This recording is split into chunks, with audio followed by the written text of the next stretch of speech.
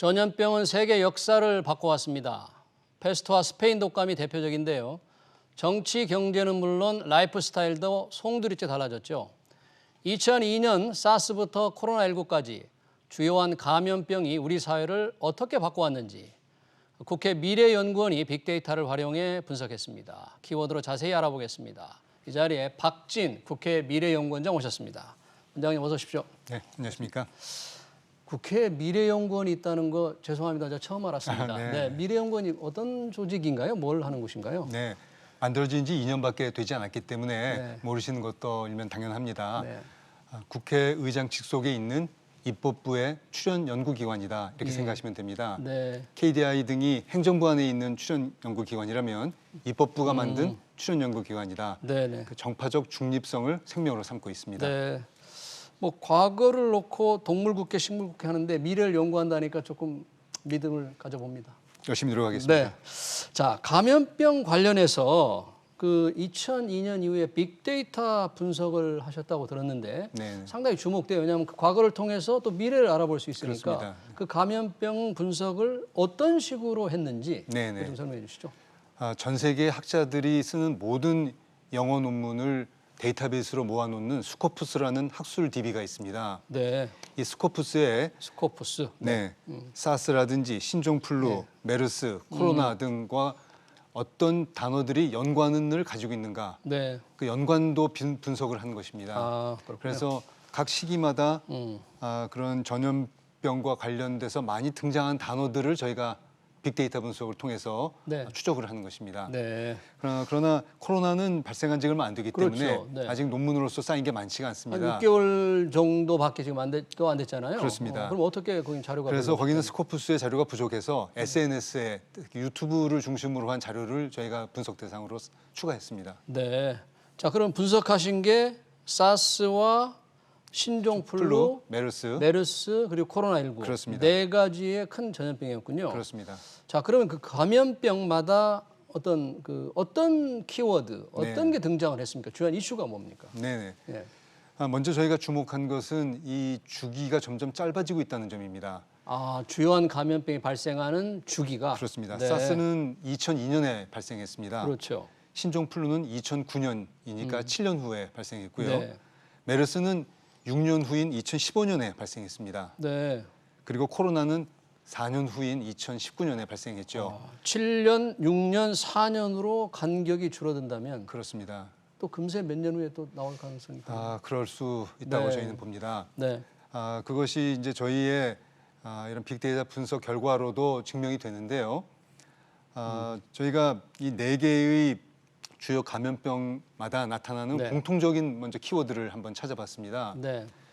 네 가지가 공통 키워드인데요. 공통 키워드요. 네. 네. 네. 우선 첫 번째가 경제적 충격입니다. 그렇죠. 그건 경제적 지금 이 충격. 코로나 때가 가장 강력하게 네. 등장하고 있고 우리가 몸으로 지금 체험하고 있습니다. 네, 네. 두 번째는 사회 심리적인 충격입니다. 네, 네. 서로 사람 간의 대면을 기피한다든지 네, 네. 재채기만 해도 다들 눈총을 주는 그런 네. 문화의 변화 이런 네. 것들이 사회 심리 충격의 일부이죠. 네. 세 번째는 정부의 대응 능력입니다. 정부의 대응 능력. 네. 네. 이건 이번에 뭐 각국의 대응 능력이 상당히 차이가 나서 주목을 끌었는데. 그렇습니다. 네. 그런 점에서 K 방역이 또 뜨고 있기도 네. 하죠. 네. 그리고 네 번째가 저희로서는 가장 중요하다고 생각이 되는데 환경입니다. 환경 파괴. 환경 파괴. 이 기존의 감염병의 원인으로 분석되고 있는 것이 바로 환경 파괴입니다. 네. 이 환경 파괴로 인해서 감염병이 발생하고 있다면 지금 환경 파괴는 심화되고 있지 않습니까? 그렇죠. 생태계가 완전히 달라지는 생태계가 이제 무너지는 그런 그렇습니다. 환경 파괴가. 네. 그런 점에서 앞서 본 것처럼 네. 감염병의 주기가 짧아진다는 분석과도 딱 일맥상통하는 것입니다. 네. 우리에게 코로나가 끝난다 하더라도 이와 유사한 감염병이 또 닥칠 위험이 계속 상존하고 있다. 네. 이런 결론을 저희가 도출할 수 있었습니다. 네. 그러니까 네 가지의 주요 감염병에서 공통적으로 나타나는 게 경제적 충격, 심리적 사회 심리적 충격, 정부의 역할, 대응 능력, 네, 환경 파괴. 그렇습니다. 자, 그러면 공통적으로 나타나는 게 있을 수도 있고 또 감염병별로 특징적인 게 있을 수 그렇습니다. 있지 않습니까? 그렇습니다. 그것도 상당히 주목을 될 것 같은데 어떤 게 네네, 있었습니까? 그렇습니다. 네. 초창기에는 이 사회 심리적 충격이 많이 나타납니다. 사스나 신종플루 경우에 아직 그런 전 세계적인 팬데믹을 경험하지를 못했기 때문에 예. 그것으로 인한 어떤 사회적 충격이 제일 심했던 것 같습니다. 우리도 돌이켜 보면은 2002년 사스 때 네. 재채기 예절에 대한 경각심이 그때 처음으로 이제 좀 나타나기 시작했었죠. 그렇죠. 네. 그러다가 그 다음 이제 신종플루나 특히 메르스 때 오면서 네. 정부의 대응이 점점 강조가 됩니다. 정부의 대응. 네, 정부 메르스 대응. 때는 정부가 좀 욕을 먹었는데 정보를 제대로 그러니까 이제 안 잘했다는 점도 있고 못했다는 네, 점도 네. 있어서 네, 정부의 네. 대응이라는 그렇군요. 점에서 네. 키워드가 많이 등장하고요. 정부의 대응. 네. 그리고 가면서 점점 또 강하게 올라오는 것이 이게 정부만으로는 안 된다. 음. 시민사회 또 국제기구 같이 일을 해야 된다. 이런 키워드들이 많이 떠오르고 있습니다. 특히 이게 코로나 때는 국제기구 얘기가 많이 나오고 있고요. 네, 네. 메르스 때는 전에 없던 이 사회 공동체의 역할이 강조되고 있습니다. 사회 공동체 메르스 때 그리고 그러니까 지금 코로나 때는 국제기구의 역할. 그러니까 초창기에는 네. 이 문제에 대해서 각국별로 개별적으로 대응하고 정부나 이제 대응하던 체제로부터 네. 점차 시민 공동체 역할이 중요해지고 이제는 국제적 방역이 더 중요해지게 네. 된다는 것이죠. 박 원장님, 잠시 저희가 그 긴급 뉴스를 좀 전하고 싶은데 일단 중국 전인대에서 오늘 홍콩 국가보안법이 네. 초안이 통과됐습니다. 그럼 이제 그렇군요. 상무위원회에서도 하게 될 거고요. 지금 쿠팡으로 인한 이 감염 문제가 심각해서 정부가 6월 14일까지 대폭적으로 방역을 강화하고 제대로 좀 안 될 경우에 또 사회적 거리두기로 들어갈 수 있다. 뭐 이런 소식이 들어왔습니다. 네, 죄송합니다. 가시죠. 네, 네, 그렇습니다.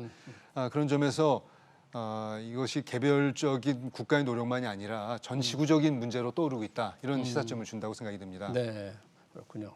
자, 그러면 우리가 이제 지금 일어나고 있는 코로나19에 조금 집중을 해보고 싶은데 그러시죠. 코로나19의 파급 효과라고 그럴까?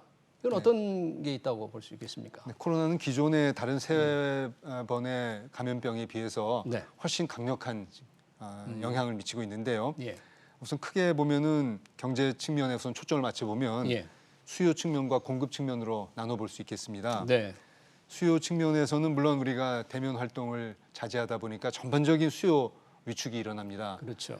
이것은 전 세계적인 현상이고 따라서 전 세계적인 경기 침체로 연결이 지금 되어가는 길목에 들어와 있습니다. 네, 네, 그러나 반면에 비대면 산업으로서는 또 하나의 새로운 기회가 열리고 있는 네. 의미가 있기도 합니다. 네, 네, 공급 측면에서는 세계적으로 생산 기지였던 중국이 이 코로나로 인해서 생산 가동이 잘 되고 있지 않다 보니까 국제 분업 체계가 좀 흔들리는 문제가 있습니다. 그러니까 중국의 의존도가 높은 나라가 특히 좀 문제가 되는 거죠, 우리처럼. 우리가 그렇죠? 대표적이죠. 네, 네.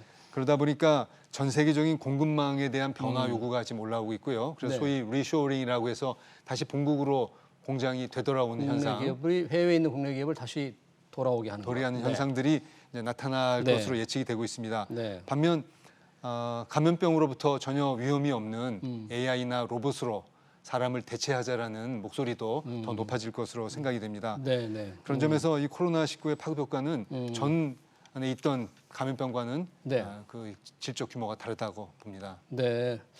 자, AI나 로봇으로 노동이 대체된다면 그 파급 효과가 굉장히 많을 것 같아요. 저희 같은 이제 그렇습니다. 일하는 분들이 기계로 바뀐다. 그렇습니다. 그분들은 뭐를 먹고 살아야 되나 이런 문제 때문에 어떤 이슈가 또 이게 촉발될 수 있잖아요. 이런 그렇습니다. 네, 어떤 아주 좋은 지적이신데요. 사실 이 문제는 코로나 이전에도 소위 4차 산업혁명 물결로 인해서 우리에게 등장하고 있던 위협입니다. 그러나 네. 코로나로 인해 더 가속화가 되고 있는 것이죠.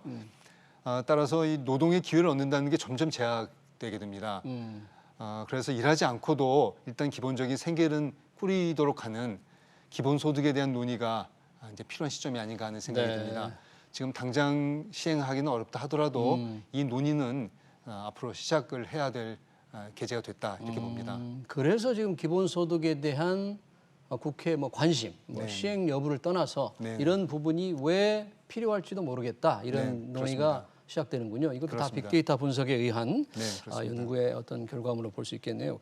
국제적으로 볼 때 코로나의 그 파급 효과는 그 국제기구의 역할 이런 게 가장 중요한 건가요? 네. 국제적으로? 그것은 이제 이 문제에 대한 대응 차원에서 국제기구를 중심으로 한 각국의 협력이 이제 중요하게 네. 되고요. 어느 나라에서 뭐 혹시라도 백신이 발명됐다 하더라도 네. 이것을 각국별로 서로 공유하기 위한 또 그런 국제적 협력도 필요하지 않겠습니까? 네. 그러나 아울러서 이 공급선이 다변화돼야 되는 그런 또 충격이 있습니다. 네. 중국으로부터 점점 다른 나라들로 네. 생산 기지가 다변화되는 문제가 발생하게 됩니다. 그렇게 되면 우리도 과연 우리가 직접 생산해야 할 것은 무엇이고 중국이 아니라면 또 베트남이나 또 다른 제3국에서 생산할 것은 무엇인지 이런 고민들이 지금 한참 일어나고 네. 있는 그런 때이죠. 네. 자, 코로나19가 뭐 계속 이제 지금 저희를 위협하고 있는데 언젠가 좀 진정이 된다면 지금 이런 파급 효과는 원래대로 우리가 돌아갈 수 있는 겁니까? 돌아갈 수 없는 그런 상황입니까? 어떻게 변화가 올까요? 코로나19가 네. 된다면. 물론 지금은 그 충격이 가장 이제 크게 와 있습니다. 네. 아마 지금부터 시작해서 앞으로 한 3달 정도는 그 충격을 가장 우리가 크게 느끼게 될 것 같습니다. 네. 그러나 다행스럽게 코로나가 진정이 된다 하더라도 네. 이 세계는 코로나 이전으로 돌아갈 수는 없다고 저는 생각합니다. 그래서 이제 가장 희망적인 기대는 예. 경기가 V자 형태로 바로 반등하기를 바라는 것이었습니다. 네. 그러나 이런 V자 형태의 반등은 이제 기대하기는 어려울 것 같고요. 여러분들이 잘 아시는 나이키 모양이 있지 않습니까? 네. 이 나이키가 누워 있는 모양을 생각하시면 될 것 같습니다. 그럼 뭐 옆으로 쭉 네. 그게 긴다는 얘기인데. 회복은 하지만 회복은, 그 옆으로 길게 예. 거의 뭐 횡보 L자에 비슷하면서- 가깝게. 그렇습니다. 그러나 이제 바닥에서부터는 약간 올라가지만. 상승은 하지만 전과 같은 레벨로 회복하지는 않는 누워 있는 나이키 진짜. 모양이 될 것 같습니다. 네. 그 이유는 지금 우리에게 닥치고 있는 코로나 충격이 일과성이 아니기 때문입니다. 예컨대 이 문화의 변화라든지 또는 생산 기지의 변화 등을 통해서 한번 이런 변화가 일어나게 되면 다시 되돌리기가 어려워지는 것들이 많습니다. 네. 그래서 이런 변화로 인해서 한번 코로나의 충격이 오게 되면 네. 그 변화가 상당히 지속된다. 저희는 그렇게 보고 있습니다. 네. 그러면 이런 경우에 이 정부의 아까 역할도 굉장히 이제 중요한데 정부가 어떻게 이런 경우에는 어떤 산업이라든지 사회 발전이나 사회 변화를 어떻게 해야 됩니까? 정부의 역할에 관해서. 정부 역할은 크게 단기적인 대응과 좀 더 장기적인 대응으로 구분을 해야 됩니다. 네. 단기 대응은 일단 기업과 노동자를 살리는 거죠. 그런 점에서 재난지원금은 노동자를 살리기 위한 것이고요. 네. 또 기업들이 일시적인 자금난으로 도전하는 것을 막기 위해서 자금 공급을 하는 것, 네. 이것은 이제 기업을 살리기 위한 것입니다. 네. 이 귀결은 결국 재정을 푸는 것입니다. 정부가 지금 앞으로 올해와 내년은 과감하게 재정을 풀어야 할 때입니다. 네. 반면에 장기적 대응으로서 이 비대면 산업을 중심으로 해서 우리가 이 기회를 새로운 도약의 기회를 오히려 활용할 수 있도록 네. 장기적인 투자를 하는 노력이 병행돼야 된다고 생각합니다. 비대면 산업 위주로. 네. 네. 거기에서 기회를 잡을 수가 있다 그런 얘기인 거죠. 그렇습니다. 기본적으로. 네. 문화적으로라든지 어떤 기업들의 그 비용이라든지 수요, 공급 이런 측의 변화는 어떻게 생길까요?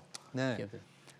사람이 어떤 새로운 경험을 하게 되면 그것을 전에 모르던 그 가치를 발견하게 됩니다. 예를 들면 원격 교육을 해보니까 네. 생각보다 이거 할만하네 이런 생각을 하게 되는 거죠. 네. 재택근무도 할만하네. 네. 이렇게 되면 그것이 하나의 문화로 정착될 수 있는 계기가 되는 것입니다. 네. 그러니까 기업 입장에서도 그것은 새로운 수요가 발생하는 걸 의미하는 것이죠.